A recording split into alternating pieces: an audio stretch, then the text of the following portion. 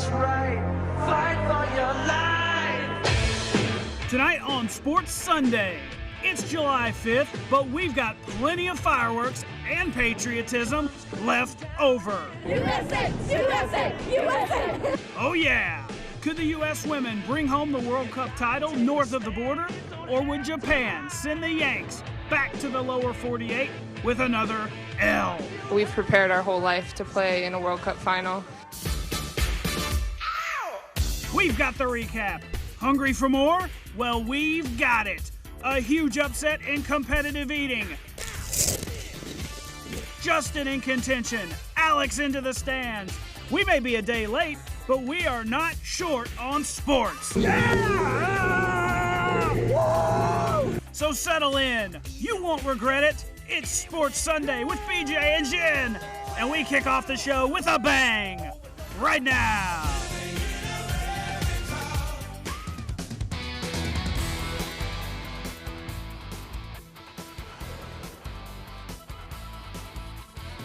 Well, that's how it sounded at the Alabama soccer fields. The cheers could be heard all over the place, and hey, all around the country too, because the United States women played in the Women's World Cup final against Japan. And welcome in everyone to Sports Sunday. I'm BJ Millican alongside Jen Chapman as always. And Jen, yesterday was the fourth, but the U.S. women brought the celebration to Vancouver. They certainly did, and they did it in a big way. The United States looking for a little revenge against the team that beat them in the 2011 final, Japan. And Japan came into today's match never trailing their opponent in this World Cup.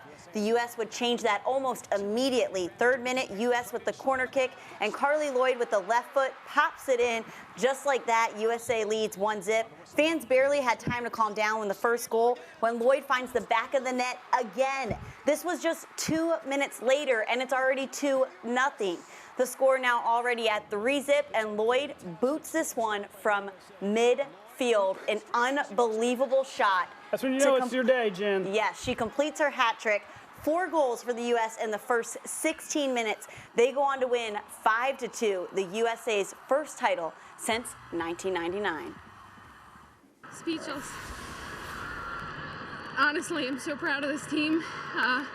This doesn't feel real. It hasn't sunk in. So unbelievably proud of every single person on this team.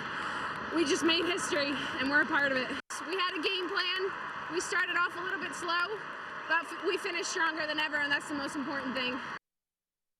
There you go, an amazing win for the United States. Here are some numbers from the match. The 5 goals are the most scored in a World Cup final. The U.S. became the first country to win 3 World Cups, and Carly Lloyd, everyone's sweetheart now, becomes the first woman to score a hat trick in the World Cup final. Pretty good.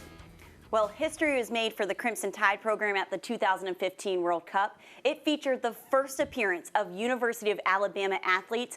Recent graduate Meryl Van Dongen played for the Netherlands, and current student athlete Valia Jimenez Delgado played for Spain. Tonight, first-year head coach Wes Hart had the Tide soccer program hosted a World Cup watch party at the soccer complex. Admission was free and included soccer contests and games, food, raffles, and of course the main event shown on the big scoreboard. Hart says the World Cup brings unmatched exposure to the sport of soccer. I think it's huge. You know, soccer is, it's not natural for kids to grow up watching soccer. You know, kids mostly grow up watching, you know, football and basketball, and to have you know, an event of this magnitude and, you know, draws not just kids, but people in general. You know, all of a sudden, you know, I think the fact that it's USA and, you know, people, you know, show their patriotism and get behind the country, and, you know, same thing when the men were competing last year in the World Cup. You know, they were having success, and you saw people from all over the United States. You know, watching the games and cheering the team on. Hey, definitely a great night for soccer. It was a great debut on Saturday for former Crimson Tide star Levi Randolph. Levi started for the Oklahoma City Thunder's Summer League team, scored 5 points on 1 of 3 shooting, collecting 3 boards, dished out 2 assists, and had a steal in the Thunder's big win over the Hornets. You think Levi felt good after that. How about the weekend that Dante Hightower had? The New England Patriots linebacker had a street in his hometown of Lewisburg, Tennessee, named after him. Not bad. Dante Hightower Parkway is right off the town square, the celebration part of Dante Hightower Day. He now has a national title, count with me, a Super Bowl title, and a street. Not bad. Not too shabby. Yeah. Just a little less than a month ago, Deontay Wilder defended his WBC heavyweight title in his home state of Alabama. In front of a sold-out crowd at Bartow Arena at UAB, the Bronze Bomber knocked out Eric Molina to keep his undefeated record alive at 34-0. Yesterday at the Negro Leagues Baseball Museum, Wilder was presented a key to the city of Birmingham and declared a citizen by Mayor William Bell. The champ went to Regents Field and threw out the first pitch before the Birmingham Barons took on the Tennessee Smokies. Wilder was grateful to be honored and not at all concerned about how his pitch would be. After all, he played Little League Baseball and at Central High. It's always big for me and exciting for me when my state recognized one of their own. It definitely let me know that my hard work that I've been doing has not gone in vain, and it continues to make me become an even harder worker for the future of what I got planned for this sweet state of mine called Alabama. I didn't practice at all. When I was playing baseball, I used to be a pitcher, and they used to call me the wild thing. When I come out there, they say, "Wild thing." They call me wild thing because I can throw pretty fast, but you don't know where the ball is going to go. So it may be the same scenario this time, but we'll see. And Wilder's next fight is September 26th and most likely will be in Vegas. So Deontay can fight, he can pitch, but can he golf? You think? I mean, he's a good athlete, right? Got those long arms, though. Golf's I don't know. really hard. Anyway, we'll see some people who can golf when Sports Sunday returns. We were leaderboard watching for one former Crimson Tide golfer. Where in the world did Justin Thomas finish at Greenbrier? Plus, a streak broken for Tiger. That's coming up after the break. Stay with us. Things may be looking brighter for Tiger Woods today in the final round of the Greenbrier Classic. He hits his first bogey-free round since 2013.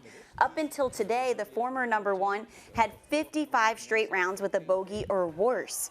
Tiger finished 3 under par in the final round. So a good tournament for Tiger. We'll find out who won the Greenbrier in just a bit. A former Bama golfer started the day in contention. Right. Contention, though, is where the Braves want to be, at least at the All-Star break, which is coming up really fast. Shelby Miller on the mound today for the Bravos. He's looking for his first win since May. He looked good, striking out 8 over 6 1/3. Didn't allow a single run, but the offense didn't do him any favors. We went to the 10th in a scoreless tie. Ryan Howard untied it with a sac fly, but it was Carlos Ruiz who put this one out of reach with a 2-run double. Atlanta falls 4-0, snapping a 4-game winning streak. Amazing doesn't even do this play justice. Detroit Tigers catcher Alex Avila made his debut at first base yesterday. And Jen, watch this. This is his debut at first base. He told reporters before the game he didn't expect amazing, but the catch in the 4th inning proved otherwise. He goes in there, got himself a hot dog and everything. The leaping grab into the stands ended the 4th inning. Nice catch, Alex. NASCAR tried to race at Daytona tonight for the Coke Zero 400, but Mother Nature thought otherwise. They actually just began racing at the track. That one will end early tomorrow morning and will make for an interesting morning for some fans. That's right. They're going to have to get some explaining to do there. The Greenbrier Classic, former Alabama golfer Justin Thomas. He helped fans on Friday win $500 by hitting an ace on the 18th green. He would try to pocket a little of the green stuff himself by finishing strong in today's final round. Now, Thomas came into the day near the top of the leaderboard, but here's where it began coming unraveled for Justin. He bogeys the 9th hole, doubled the 10th, and quadruple bogeyed the 16th to finish well out of contention. Yeah, he looks sad there. Bubba Watson, though, was all smiles after this shot. Watch this. This is on 16. This is going to be what they call in golf an ace. Yeah, he finishes strong with a 67, good for 13th, but the winner today in a 4-way playoff was Danny Lee. Danny Lee becomes the 9th first-time winner on the tour this year. Now, here's how they finished. It was the 3rd playoff in tournament history. Tiger ends the tournament at 7 under. Justin Thomas followed up 2 67s and a 66 with a 75. That's not very good. Now, when we return, we're going to watch grown men, Jen, stuff their face with hot dogs. And if that's not your thing, we share our favorite things from this weekend. Everybody's thing. Look at these guys. Oh, goodness. And we get a little rowdy on set, so stay with us. We'll be right back after the break. Welcome back. You know, some cities are known for their fireworks on the 4th. New York, known for their annual hot dog eating contest. For 8 years straight, Joey Jaws Chestnut on the left there. He's stolen the show, but not this year. Matt Megatoad Stoney, not going to finish second this year. The 23-year-old moved ahead of Chestnut by half a dog 3 minutes into the competition and did not look back. After that, Stoney ended up eating 62 hot dogs in 10 minutes. So, Jen, 62 hot dogs in 10 minutes. Could you do it? I could not. I can do the You 12 do donuts. Krispy Kremes. That's right. Now it's like 7 minutes, but All right, that's not, all right. not That's all hot right. dogs. Nope. You know, every Sunday, though, we do try to leave you with a good feeling heading into the weekend.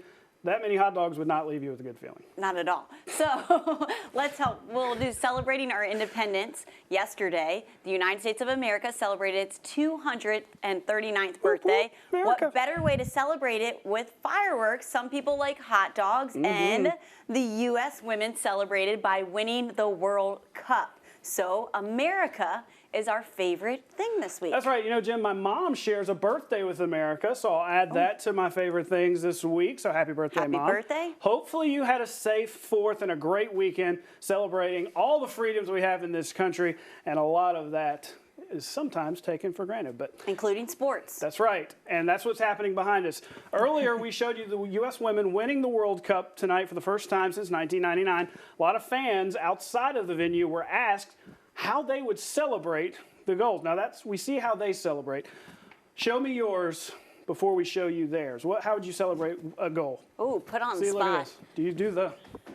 I think sliding's really cool. How do you do it? Well, I can't slide Can't right now, slide? but Okay. I would slide. Mine maybe. would. Now, this one was great. This one was like from 54 yards away. Look at that.